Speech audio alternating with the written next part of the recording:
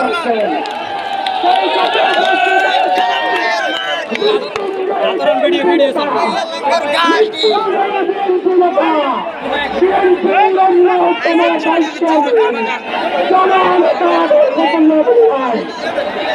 উপস্থিত হয়েছেন মানুষের নেতা জননেতা জনাব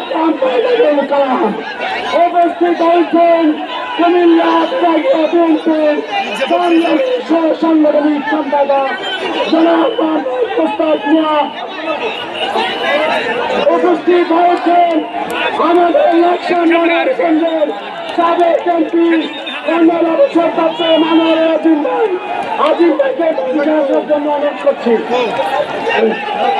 আজিম ভাইকে মঞ্চে আসার জন্য অনুরোধ করছি।